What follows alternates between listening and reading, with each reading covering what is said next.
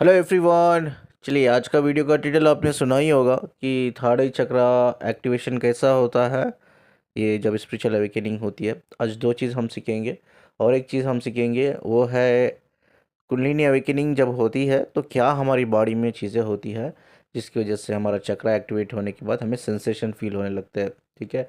Specially कई लोगों की यही शिकायत होती है या यही क्वेश्चन होता है, सर जब कुंडलिनी अवेकनिंग होती है सब में ज़्यादा जो हलचल होती है वो जो तीन चक्रा होते हैं, वो हमारा रूट चक्रा, सैक्रल चक्रा और हार्ट चक्रा। ठीक है, ये तीन ऐसे चक्रा होते हैं जो सब में ज़्यादा हमें सेंसेशन होती है।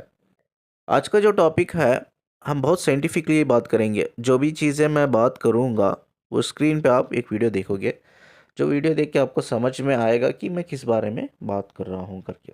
ठीक है, तो हम थर्ड आई चक्रा ओपन कैसा होता है और उसमें क्या-क्या चेंजेस आते हैं हमारी बॉडी लेवल पे, इमोशनल लेवल पे और साइकोलॉजिकल लेवल पे, उसके बारे में हम बात करेंगे। ठीक है। देखिए, पहले हम स्टार्ट करते हैं कुंडलिनी अवेकनिंग। कुंडलिनी अवेकनिंग का मतलब पता है क्या है? बहुत से लोगों को एग्जैक्टली पता नहीं है क्या है करके। कुंडलिनी अवेकनिंग ये हमारे सेवन चक्रास होते हैं। ठीक है। सेवन चक्रास में एनर्जी फ्लो हो रही है। कहाँ हो रही है? एनर्जी फ्लो, जिसे हम एनर्जी सेंटर्स भी बोलते हैं। हमारे सेवन चक्रास को एनर्जी सेंटर्स बोलते हैं। वो एनर्जी सेंटर्स के थ्रू एनर्जी फ्लो हो रही है। कहाँ से फ्लो हो रही है? हमारे जो रूट चक्रा होता है ना, ठीक है, जो स्पाइनल कार्ड से जुड़ा हुआ है, स्पाइनल नर्वस सिस्टम से जुड़ा हुआ है। ठीक है, तो वो जो रूट चक्रा से ऊपर जाती है सैक्रल को, सैक्रल से जाती है सोलर प्लेस को, सोलर प्लेस से हार्ट को, हार्ट से थायराइड चक्रा को, थायराइड चक्रा से थर्ड आई चक्रा को, उसके बाद क्रॉन चक्रा को जाती है। उधर से जाकर बाद हमारा जो स्पाइनल कार्ड होता है, स्पाइनल कार्ड में फ्लो होती है। ठीक है, वहाँ कनेक्ट होके फ्लो होके जो हमारा स्पाइनल स्ट्रक्चर होता है, उस स्ट्रक्चर के थ्रू वापस नीचे उतरती है। जो हमारा नर्वस सिस्टम होता है, उधर नर्वस सिस्टम से पूरा टच करके वापस कहाँ आती है? हमारा जो टेल बोन होता है, ठीक है, जो हमारा बैक साइड जो हमारी कमर होती है उधर टेल बोन होता है, वो टेल बोन से कनेक्ट होकर वापस आपके रूट चक्रा से कनेक्ट होती है। और रूट चक्रा से सेम प्रोसेस ऊपर बढ़ती रहती है, ऊपर बढ़ती रहती है। ठीक है, ये नेचुरल प्रोसेस है। एक एनर्जी हमारे एनर्जी सेंटर से एनर्जी सेंटर के थ्रू फ्लो होती है। ठीक है, अब ब्लॉकेज का मतलब क्या है? भाई बोलते हैं हमारे चक्र ब्लॉकेज है करके। ठीक है, सोचो हम स्टडी करते हैं, रूट चक्रा से हमारी एनर्जी फ्लो हो रही है। ठीक है, रूट चक्रा तो क्लियर कर लिया, सैक्रल चक्रा में आके ब्लॉक हो गई है। ठीक है, ब्लॉक का मतलब क्या है? वो एनर्जी वहाँ से फ्लो नहीं होती है, उधर रुक जाती है। ठीक है, या ऐसा कहो कि वहाँ से एनर्जी धीरे धीरे धीरे फ्लो होती है। ठीक है, जो फ्लो में जाना चाहिए उसको वो फ्लो में नहीं जा रही, वो धीरे हो गई है, स्टॉप हो गई है वो, या ऐसा कहो स्लो हो गई है, स्लोली फ्लो हो रही है। जिससे क्या होता है? आपको प्रॉब्लम्स होते हैं।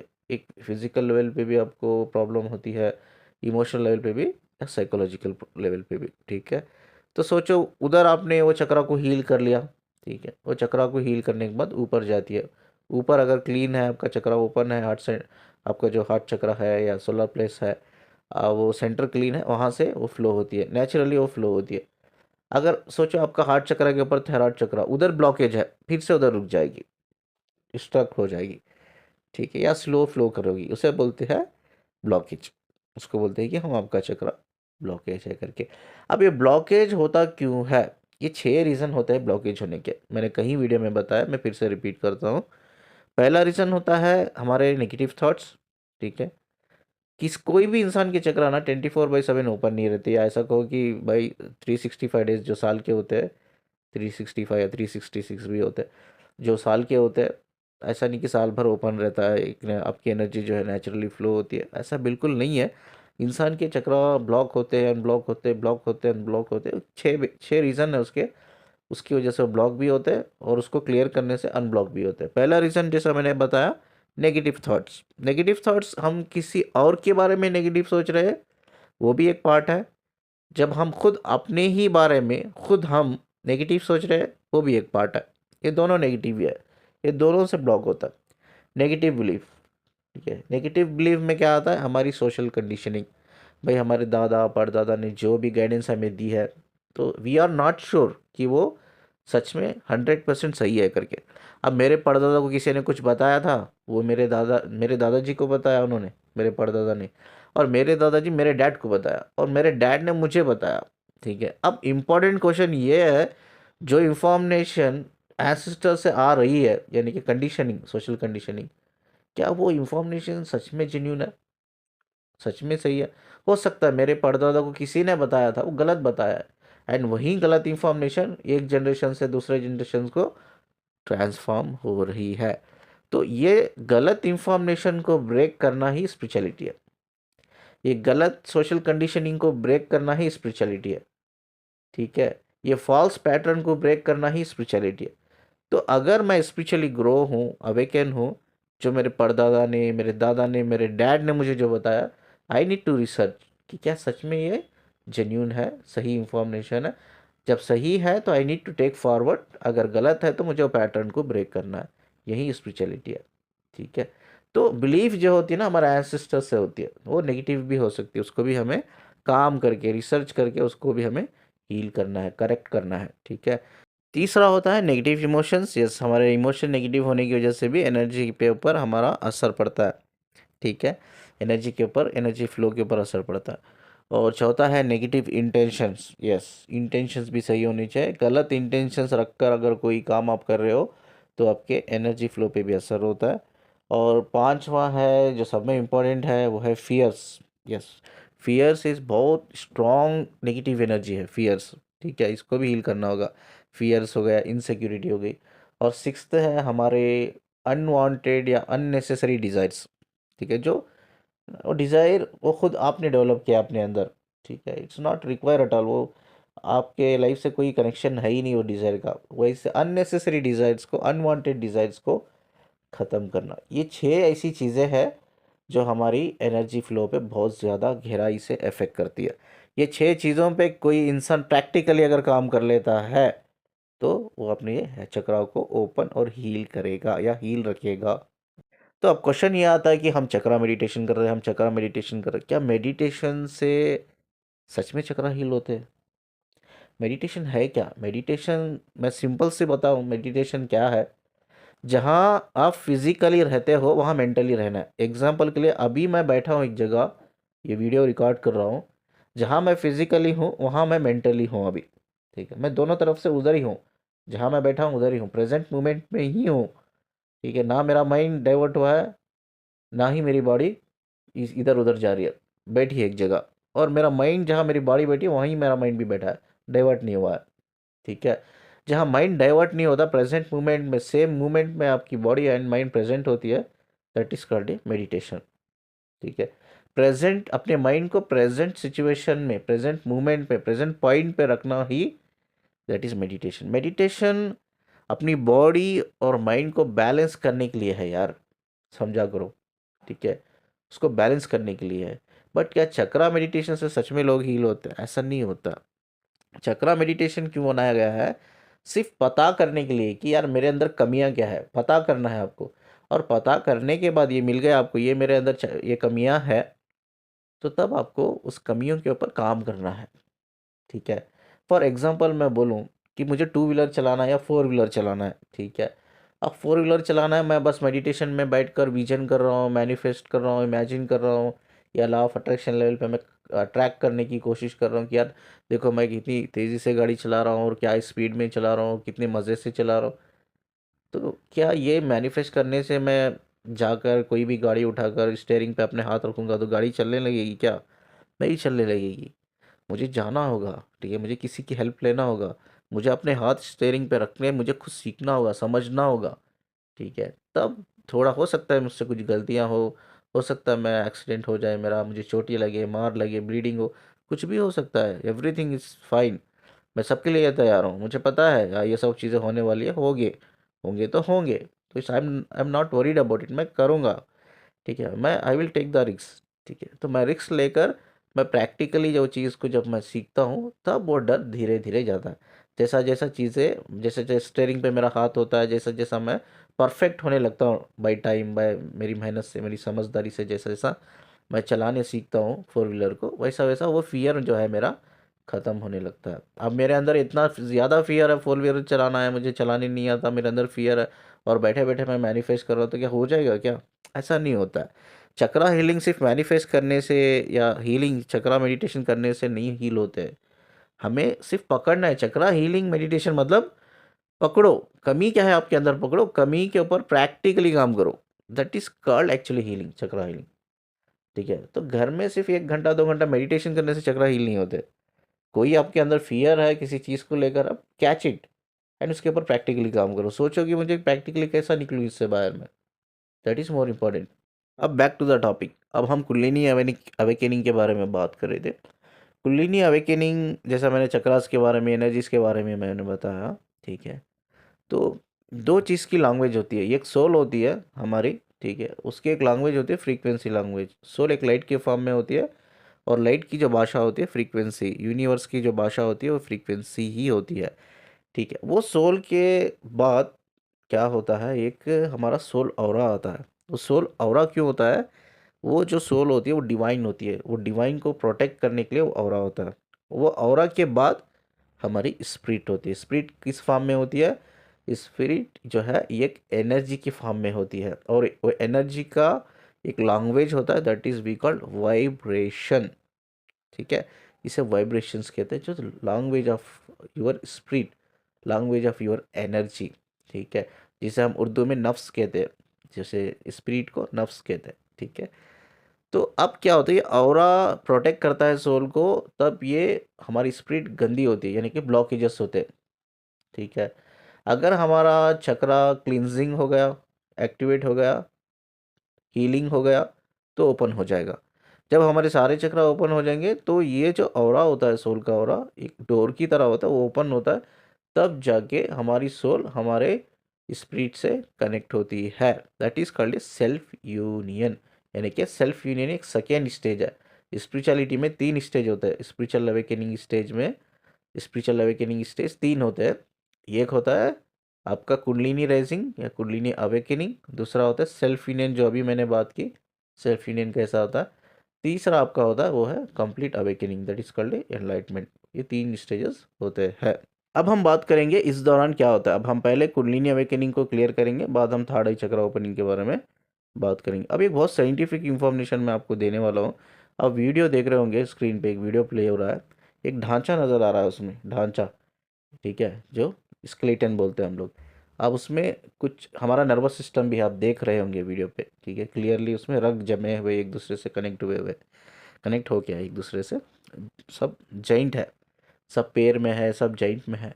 ठीक है, वो रग है हमारे, वो जो स्केलेटन है वो ढांचा है। ठीक है, क्या हमें पता है कि कितनी हड्डियां हैं हमारे अंदर? मैक्सिमम लोगों को पता है कि कितनी हड्डियां हैं करके, दैट इज़ 206, 206 हड्डियां हैं। ठीक है, क्या हमें ये पता है कि हमारे अंदर कितने, हमारे नर्वस सिस्टम में कितने रग हैं, कितने नर्व्स है? It's very shocking. जो लोगों ने सुना नहीं है उनके लिए शॉकिंग है जो बोल रहा हूँ मैं साइंटिफिकली। हमारे अंदर 7 ट्रिलियन, कितने, 7 ट्रिलियन। ट्रिलियन का मतलब क्या है? 1 ट्रिलियन का मतलब है आपका 1 लाख करोड़। ठीक है, इधर तो 7 ट्रिलियंस की बात हो रही है, यानी कि 7 लाख करोड़। 7 लाख करोड़ हमारे अंदर नर्व्स है, हमारे नर्वस सिस्टम में। Can you believe it? क्या ये चीज़ आप बिलीव करते हो? ठीक है, बिलीव ही नहीं कर सकते, but this is the fact. इतने सारे रग, 7 लाख करोड़ रग हमारे नर्वस सिस्टम से कनेक्ट है।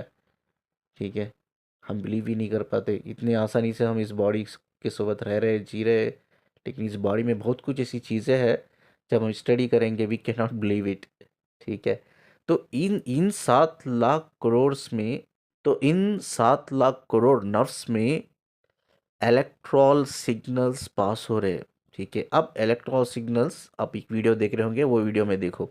ठीक है, कैसा वो इलेक्ट्रॉल सिग्नल्स एक बॉडी के थ्रू पास, एक बॉडी में पास हो रहे हैं, अंदर नर्वस सिस्टम्स के थ्रू पास हो रहे, ब्लिंक हो रहे हैं, एक दूसरे से कनेक्ट होके लाइट, लाइट जो है बल्ब की तरह ब्लिंक हो रहा है। तो कुंडलिनी अवेकनिंग के दौरान जब वाइब्रेशंस बढ़ते हैं, this is more important part, गौर से सुनना, ये बहुत साइंटिफिक लेवल पे प्रूफ कर रहा हूँ मैं। ठीक है, जब कुंडलिनी अवेकनिंग के दौरान जब हमारे वाइब्रेशंस बढ़ते हैं, एनर्जी फ्लो बढ़ता है, तब ये हमारे जो नर्वस सिस्टम में जो 7 लाख करोड़ नर्व्स है, उसमें इलेक्ट्रॉल सिग्नल्स पास होते हैं। कितना पावरफुल होता होगा।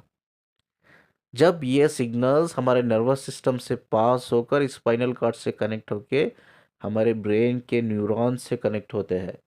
जब हमारे ब्रेन के न्यूरॉन से कनेक्ट होते हैं, जब हमारा ब्रेन और बॉडी, यानी कि हमारा ब्रेन हमारी बॉडी को चला रहा है, हमारा ब्रेन और बॉडी के बीच में एक बैलेंस होता है। जब ये स्ट्रॉन्ग सिग्नल्स हमारे नर्वस सिस्टम से होकर हमारे ब्रेन को पहुंचते हैं, तब हमारे ब्रेन और बॉडी का जो बैलेंस होता है वो ब्रेक हो जाता है। वो ब्रेक होने के बाद हमारे अंदर कई सारे चेंजेस वी फील, चाहे वो इमोशनल चेंजेस हो, साइकोलॉजिकल चेंजेस हो या फिजिकल चेंजेस हो। सडनली हमारे चक्रास एक्टिवेट हो जाना, हमारे चक्रास सेंसिटिव हो जाना, हम वो सेंसेशंस को फील करने लगना, किसी कई तरह के प्रॉब्लम्स होते, कई तरह के चेंजेस आप फील करते हो। हार्ट बीट्स अचानक से बढ़ जाना, बॉडी शिवरिंग करना, पूरी बॉडी शिवरिंग करना, ठीक है, आपको पूरी बॉडी में सेंसेशंस फील होना, ठीक है। स्पेशली इस दौरान सेक्सुअल एनर्जी बहुत हाई होती है, जो हमारे सैक्युलर और रूट चक्रा में सेंसेशंस बढ़ने लगते हैं, जिससे जो एरोटिक पार्ट्स होते हैं इंसान की, जो प्राइवेट पार्ट्स होते हैं उनके, वो स्किन पे भी वो सेंसेशंस हम फील करने लगते हैं, उनके अंदर और पार्ट के अंदर भी हम सेंसेशन फील करने लगते हैं। हमारा जो हार्ट चक्रा होता है उसमें हम पेन रिलीज़ करते हैं, उसमें इमोशंस रिलीज़ करते हैं, उसमें अनकंडीशनल लव रिलीज़ करते हैं। हमारा हार्ट चक्रा वाइब्रेट होता है, ठीक है। हमें लगता है भाई हमारा जो स्टमक है, स्टमक में तितलियां दौड़ रही है, हमारे दिमाग में कोई चुंटियां दौड़ रही है, कानों में आवाज़ें आ रही है, ठीक है, ठीक है। हमारे, हाँ, जिस्म पे पूरे गूस बम्स आ रहे हैं, ठीक है। हमारे पूरी बॉडी शिवरिंग हो रही है, ठीक है। कई सारे ऐसे 100 चीज़ें होती है कुंडलिनी अवेकेनिंग के दौरान, ठीक है। आपको अलग अलग टाइप के कलर्स दिखने लगते हैं विजन्स के थ्रू, इमेजिनेशंस के थ्रू, ठीक है। तो आपको ड्रीम्स आने लगते हैं, इस दौरान कई तरह के ड्रीम्स आने लगते हैं, ठीक है। वो ड्रीम्स आपके कहीं कहीं बार वो गैलेक्सी को कनेक्ट होते हैं, सोलर सिस्टम को कनेक्ट रहते हैं, ब्लैक होल को कनेक्ट रहते हैं, डायमेंशंस को कनेक्ट रहते हैं। कहीं सारे, हर इंसान के लिए अलग अलग एक्सपीरियंस होता है, सभी के लिए सेम नहीं होता, अलग अलग एक्सपीरियंस होता है। ये इसलिए होता है, इस पॉइंट ऑफ टाइम में हमारा जो सोल कॉन्शियसनेस बढ़ने लगता है, ठीक है, एक हाइयर डायमेंशन से कनेक्ट होने लगता है, हाइयर रियलम से कनेक्ट होने लगता है। तो उस टाइम पे क्या होता है, हमारी बॉडी और हमारे ब्रेन के बीच में बैलेंस डिस्कनेक्ट हो जाता है।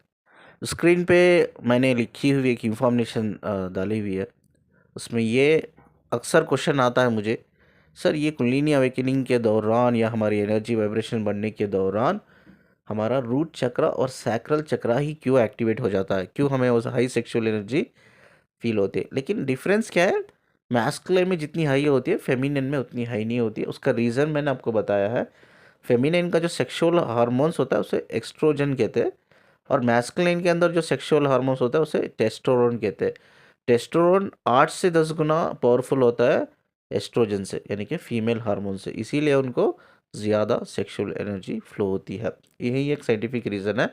अब बाकी की चीज़ें जैसा मैंने बताया, 7 लाख करोड़ यानी कि 7 ट्रिलियंस, ठीक है, वो मैंने ऑलरेडी बता दिया। इतने हमारे नर्वस सिस्टम में इतने इतने नर्व्स है, और इतने नर्व्स के थ्रू इलेक्ट्रिकल सिग्नल्स मूव होते हैं हमारे ब्रेन की न्यूरॉन से कनेक्ट होने के लिए, ठीक है। अब क्वेश्चन ये आता है कि क्यों सिर्फ सेक्सुअल एनर्जी बढ़ती है, ज़्यादा सेंसिटिविटी हमें सैक्रल एंड रूट में होती है। उसका एक साइंटिफिक रीज़न है। हमारे बॉडी के अंदर कहीं पार्ट्स है, कहीं ऑर्गन्स है, ठीक है, उसमें छोटे भी है, बड़े भी है, ठीक है। अब वो दो पार्ट्स के बारे में हम बात करेंगे, जो मेल के अंदर है एक पार्ट, एक फीमेल के अंदर है, जहाँ सब में ज़्यादा नर्व्स कनेक्ट है, यानी कि रग, हमारे बॉडी के अंदर जितने भी रग है सब में ज़्यादा उस पार्ट से कनेक्ट है, ठीक है। अगर मेल की बात करें तो आप, मैंने लिखा भी है, आप पढ़ भी रहे होंगे, आप सुन लीजिए, वो है पेनिस, ठीक है, जो एक प्राइवेट पार्ट होता है मेल का। जो पेनिस होता है, वो पेनिस से 4000 रग कनेक्टेड है, ठीक है। यानी कि ये पेनिस जो है हमारा मेल का जो रूट और सैक्रल चक्रा से कनेक्टेड है, ये पार्ट जो है सैक्रल और रूट से कनेक्टेड है। 4000 नर्व्स कितने कनेक्टेड है, 4000 नर्व्स कनेक्टेड है एक छोटे से पार्ट से, ठीक है। और फीमेल में एक होता है क्लीटोरिस। क्लीटोरिस आई थिंक हमारे इंडिया में 50 to 60% औरतों को पता ही नहीं कि क्लीटोरिस क्या होता है, वो कहाँ रहता है करके, ठीक है। मैं रिक्वेस्ट करता हूँ, मैंने वो पिक्चर डाल सकता था, मैंने नहीं डाला है। आप भी थोड़ा एक होमवर्क करो, आप जाओ गूगल पे क्लिटोरिस करके डालो, इमेज सेक्शन पे जाओ, आप देखोगे तो समझ में आ जाएगा आपको कि वो कहाँ रहता है, वो क्या है। उसका साइज भी आप देख रहे होंगे, अभी स्क्रीन पे मैं दिखा रहा हूँ बस। ये जो ग्रीन पी है, ये ग्रीन पी का साइज जितना है उतना ही वो रहता है। अब सोचो इतना सा छोटा पार्ट है क्लिटोरिस जो फीमेल में रहता है, और ये एरोटिक पार्ट होता है, ठीक है। जी स्पॉट एंड क्लिटोरिस दोनों एरोटिक पार्ट होते हैं। लेकिन जो क्लिटोरिस होता है जो इतना छोटा है, आपको पता है कितने रग कनेक्टेड है उससे? 8,000। यानी कि जितने मेल के पेनिस से 4,000 है, उससे डबल, उससे डबल। अगर फेमिनाइन में कोई एरोटिक पार्ट स्ट्रांग पार्ट है जो मैस्कुलिन से भी ज़्यादा है, वो है क्लिटोरिस जो फेमिनाइन में है। 8,000 रग कनेक्टेड है वो छोटे से पार्ट के लिए, सिर्फ छोटा सा पार्ट जो मैंने साइज बताया आपको अभी, छोटा सा पार्ट है, 8,000 रग। This is the scientific reason. जिस हमारी बॉडी में जो भी पार्ट से ज़्यादा रग कनेक्टेड है, वहाँ हमको हाई सेंसिटिविटी फील होती है ड्यूरिंग स्पिरिचुअल अवेकनिंग। एंड वो जो दोनों पार्ट है, जैसे औरत का क्लिटोरिस हो गया, मेल का पेनिस हो गया, ये दोनों जो पार्ट है रूट एंड सैक्रल चक्रा से कनेक्ट है। इसीलिए हमें रूट एंड सैक्रल चक्रा में ज़्यादा सेंसिटिविटी फील होती है। अगर ये पार्ट के अलावा कहीं और जगह ज़्यादा रग कनेक्ट होते थे, कनेक्ट रहते थे, तो हमें उधर सेंसिटिविटी होती है। This is the reason sexual energy दोनों में बहुत स्ट्रांग होती है, फेमिनिन और मैस्कुलिन एनर्जी में, ठीक है, during spiritual awakening. I hope कि यह साइंटिफिक रीज़न आपको समझ में आ गया होगा कि क्यों सब में ज़्यादा sacral, root and heart chakra activate होता है। हार्ट चक्रा इसलिए एक्टिवेट होता है, अब हार्ट चक्र का भी रीज़न मैं बता देता हूँ क्यों एक्टिवेट होता है, क्यों सेंसिटिविटी आपको ज़्यादा होती है। बिकॉज कहीं लोगों के पास्ट लाइफ के ट्रॉमा होते हैं, इस लाइफ के ट्रॉमा होते हैं, कहीं ट्रॉमा होते हैं। ज़्यादातर लोगों के चाइल्डहुड, मिडिल चाइल्डहुड, अडल्टहुड के ट्रॉमास होते हैं, social traumas, relationship traumas, family trauma, ठीक है, रिलेशनशिप ट्रॉमा, इमोशनल ट्रॉमा रहते हैं। कई तरह के डिसऑर्डर से वो गुजरते रहते हैं, कई तरह की पेनफुल मेमोरी जो उनके सबकॉन्शियस माइंड से कनेक्ट रहती है। तो वो पेन वो निकल रिलीज़ होता रहता है। जो इमोशंस उन्होंने दबा दबा के रखा है, वो इमोशंस, वो अनकंडीशनल लव रिलीज़ होने लगता है आपके हार्ट चक्रा से। आपका हार्ट चक्रा कुंडलिनी अवेकनिंग के दौरान धीरे धीरे धीरे वो ब्रॉड होने लगता है, ओपन होने लगता है, वो रिलीज़ हो रही है, ठीक है। अब जो इंसान के कोई ट्रॉमा ही नहीं है, वो बचपन से एक अच्छी लाइफ में गुजर के आया है, अच्छी सोशल कंडीशनिंग से वो गुजर के आया है, उसको फैमिली में एनकरेजमेंट, लव, सपोर्ट सब कुछ मिला है, मोटिवेशन सब कुछ मिला है, उसको प्रॉब्लम नहीं होगी। प्रॉब्लम उस इंसान के लिए होगी जो बचपन से ही चैलेंजेस फेस करके आया है। लेकिन ट्विन फ्लेम जर्नी में एज यूजुअल मैं कहता हूँ, जो लोग ट्विन फ्लेम जर्नी में है या स्पिरिचुअल अवेकनिंग जर्नी में है, बचपन से ही उनकी लाइफ चैलेंजिंग ही होती है। ये लोगों की लाइफ चैलेंजिंग ही बचपन से ही होती है। बट फॉर्चुनेटली कह सकते हैं किसी किसी की 1% आउट ऑफ 199 छोड़ दो, 1% की उतनी पेनफुल नहीं है तो उसको प्रॉब्लम नहीं होगी। लेकिन जो 99% जो प्रॉब्लम होती है, उनका जो रिलीज़ होता है ना, वो इमोशंस, पेन, प्यार, वो सब चीज़ें की वजह से उनको हाई सेंसिटिविटी फील होती है। मेन 3 चक्रा है, रूट सैक्रल। रूट सैक्रल तो छोड़ दो, वो साइंटिफिक रीज़न मैंने बता दिया। और जो हार्ट चक्रा होता है, ये जो हमारे ट्रॉमा की वजह से, हमारी पेनफुल मेमोरीज की वजह से जो सबकॉन्शियस माइंड में स्टोर है, उसकी वजह से होता है। उसके बाद अगर सेंसिटिविटी होती है तो दूसरे चक्रा में होती है। ये मेन जो 3 चक्रा है उसमें हाई सेंसिटिविटी होती है। आई होप कि यू अंडरस्टैंड कि मैंने साइंटिफिक वे में इस चीज़ को प्रूव कर दिया है अभी, ठीक है। आपको इससे बेटर चीज़ें समझने की ज़रूरत नहीं, बस इतना आपने समझ लिया तो आपको समझ में आ गया सब कुछ। चलिए इस वीडियो को मैं यहाँ एंड करता हूँ। ये पार्ट 1 में रहा है, पार्ट 2 में हम बात करेंगे। पार्ट 1 में हमने कुंडलिनी रेजिंग के बारे में बात की, और पार्ट 2 में हम थर्ड आई चक्रा एक्टिवेशंस के बारे में बात करेंगे। उसमें भी बहुत सारे साइंटिफिक डिटेल्स हैं, मैं कंटिन्यू नहीं करना चाहता। अगर मैं कंटिन्यू करूँगा तो वीडियो लगभग 1 आवर का जाएगा वो, ठीक है। तो इस वीडियो को हम एंड करते हैं इधर, और पार्ट 2 में इसको रखते हैं, और पार्ट 2 में हम डिस्कस करेंगे। स्क्रीन पे आप नंबर देख रहे होंगे, काउंसलिंग के लिए कांटेक्ट कर सकते हैं, ठीक है। जितना लाइक कर दो वीडियो को, शेयर कर दो, जाते जाते चैनल को सब्सक्राइब करके जाना मुझे सुनने के लिए, मुझसे कनेक्ट रहने के लिए। शुक्रिया जी, अल्लाह हाफिज़।